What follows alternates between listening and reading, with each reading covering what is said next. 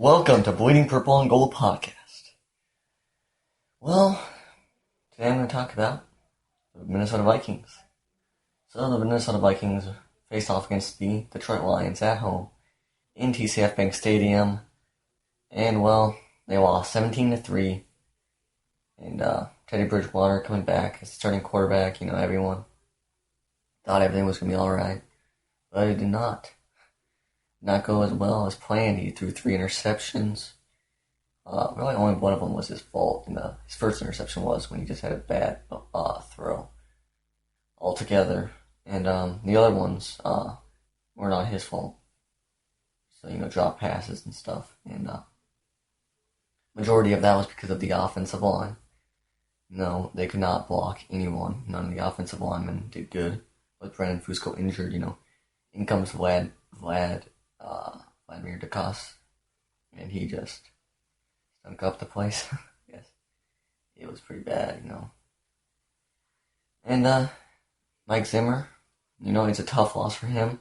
You thought he was going to get the men ready after 10 days. They had 10 days. It was basically a bye week, and kind of disappointing that he didn't get the guys ready. And he was saying now, they were just undisciplined, and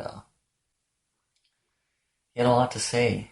He said stuff about Cordero Patterson, saying that he just needs to get open. It's not them not getting him the ball, it's just they need to get him open, And moving over to the good side, the few positives of the game was, Josh Robinson.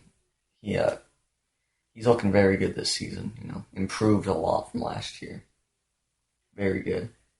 And Jerick McKinnon took the starting running back role, and he did pretty good. He was the only offensive weapon besides Chase Ford that was reliable, wanted to catch the pass, had a couple good runs, And on the defensive side, Anthony Barr did pretty good. His speed is so amazing in the open field. He's great open field tackles. Gerald Hodges got his 3rd straight start. I thought he did.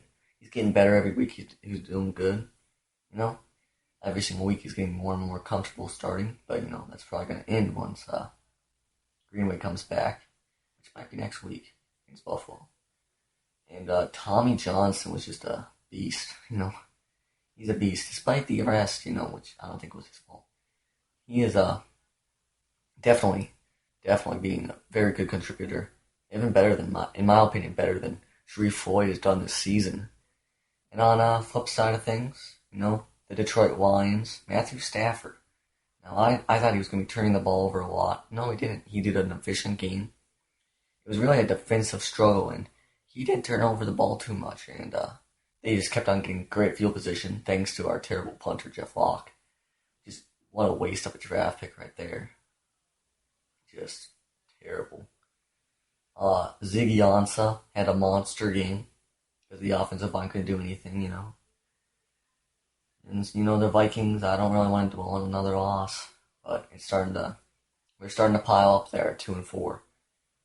But, now switching gears to other things happening with Vikings related. I want to talk a little of the NFL draft, a little bit of the NFL draft in college. A guy who I want the Vikings to draft right now, 1st round, I want offensive line. That's our biggest issue. But I don't know what hole to fill. I mean, should we replace Matt Khalil? I don't know. Left guard's a huge issue, but I don't know if you draft that in the 1st round. So, also I want them to draft a running back. I know Jerick McKinnon is good, and I think he'll be a starter for a couple years now, but we need a power back that's not Matt Asiata. There's some pretty good value picks in the later rounds, I have a feeling. David Cobb from Minnesota is the man I want. Now, that's a good segue into talking about the Gophers football. They are riding a pretty hot winning streak, Beat Northwestern last week on a kick return. And they are just playing good football. David Cobb is looking amazing. Every single time you see him play, he's so good. And part of that is because of the offensive line. And they play next week against,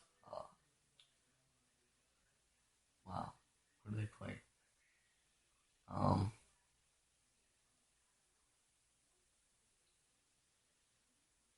well, I don't really know who they play, but they play Purdue.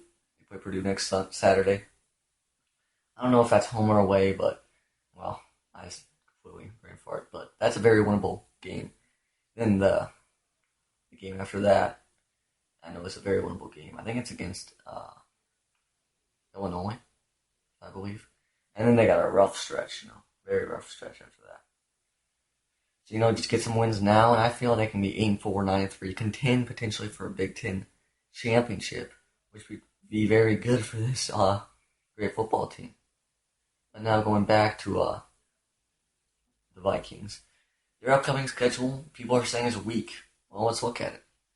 Buffalo, that's one of our next opponents, and their offense I don't think is that good, but I mean they have Sammy Watkins who's just a beast. But besides that, Kyle Orton is not the answer in Buffalo, but he's better than E.J. Manuel.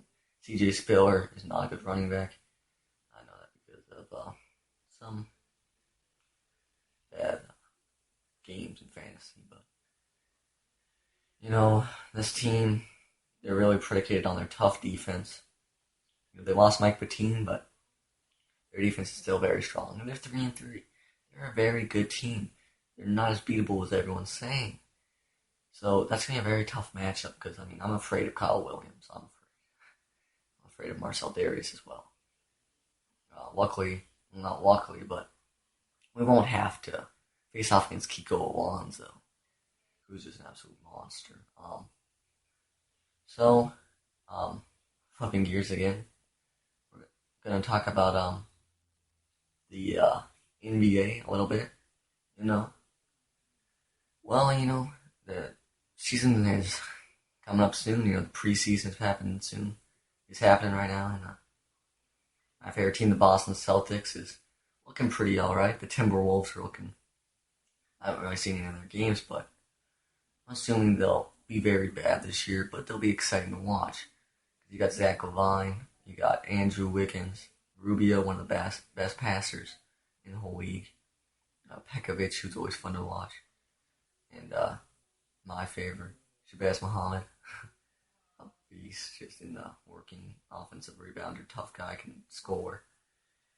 And you got Gorgie Dane, or whatever the heck you say it. He's a great rim protector, a lot of a change of pace kind of center instead of Nikola Pekovic.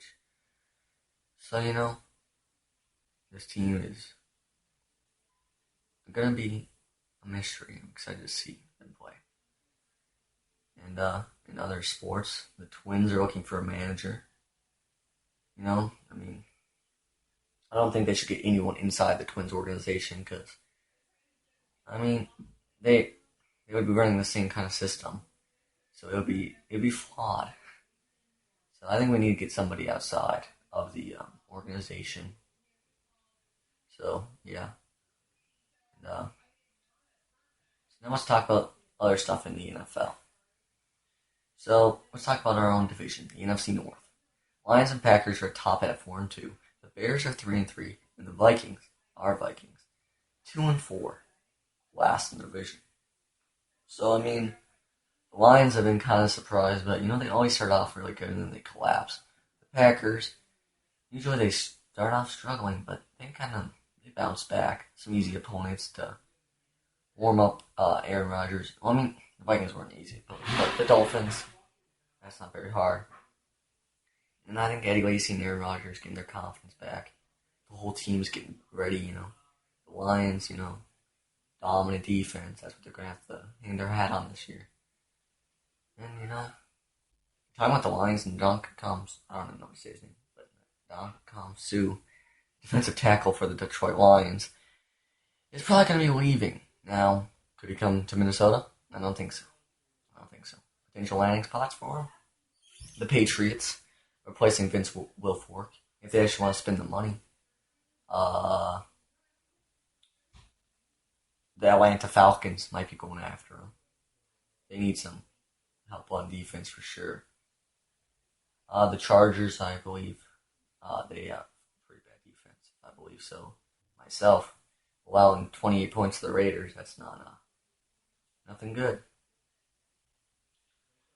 So talking about the Chargers, everyone. Okay, this is what sports journalists do. They wait until a team has a very good matchup against someone, like Chargers Raiders. So then they'll pump them up. They'll pump up their players, saying they're going to do good. So then they look smart once they blow out the other team. That didn't happen today. But Brandon Oliver, he's not for real. Okay, Brandon Oliver is he's interesting. He's just like, in my opinion, like Eddie Lacy. I mean, this is my theory on why Eddie Lacy was even any good last year. Because as soon as Aaron Rodgers went down, they had to run every single down. Okay? They did not have the passing game. So that's why he got a lot of yardage. I have a theory on Brandon Oliver. Once everybody goes down, you're like the fifth string running back, and you have a couple good starts because you have Philip Rivers ahead of you